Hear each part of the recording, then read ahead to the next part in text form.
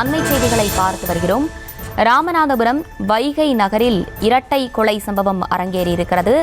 மனைவி மாமியாரை கொன்றுவிட்டு அந்த நபர் சரணடைந்திருக்கிறார். தொடர்ந்து விரிவான விவரங்களுடன் இணைகிறார் நம்முடைய செய்தியாளர் பூபேஷ். பூபேஷ், வணக்கம். என்ன நடந்தது? விரிவான விவரங்கள்.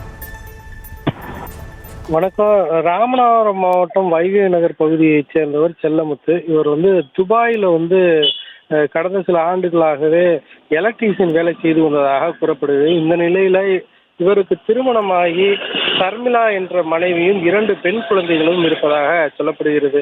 கடந்த ஜனவரி மாதம் வேலையை முடித்துவிட்டு தன்னுடைய சொந்த ஊருக்கு குடும்பத்தோடு வசித்து வந்த செல்லமுத்து அவர் மனைவி சர்மிளாவுக்கு இடையே அடிக்கடி குடும்ப தகராறு இருந்து வந்ததாகவும் சொல்லப்படுகிறது. இதனை அடுத்து இன்றைய தினம் வாக்குவாதம் முற்றியதாகவும் அந்த அடிப்படையில் அவருடைய மனைவி சர்மிளா மற்றும் மாமியார் பத்மாவதி ஆகிய இருவரையும் வீட்டில் வைத்து சரமாரியாக விட்டுவிட்டு அங்கிருந்து புறப்பட்டு சென்ற செல்லமுத்து அருகாமையில் இருக்கக்கூடிய கேணிக்கரை காவல் நிலையத்தில் சரணடைந்ததாக சொல்லப்படுகிறது. இது குறித்த தகவல் இருந்த கேணிக்கரை போலீசார் மற்றும் ராமநாதபுரம் மாவட்ட காவல்துறை கண்காணிப்பாளர் திரு சந்தீஷ் உள்ளிட்டோர் சம்பவ இடத்திற்கு விரைந்து அந்த உடலை கைப்பற்றி விசாரணை நடத்தினர். மேலும் அந்த பிரேத பரிசோதனை உள்ளிட்ட தடயவியல் ஆய்வுக்காக போலீசார் வரவழைக்கப்பட்டு நிகழ்வு இடத்திலும் தொடர் விசாரணை மேற்கொள்ளப்பட்டு வருகிறது.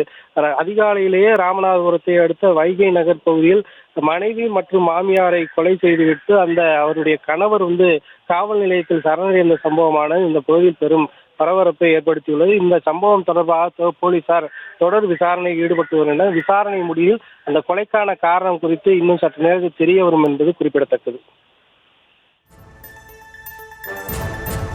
விவரங்களுக்கு நன்றி பூபேஷ்.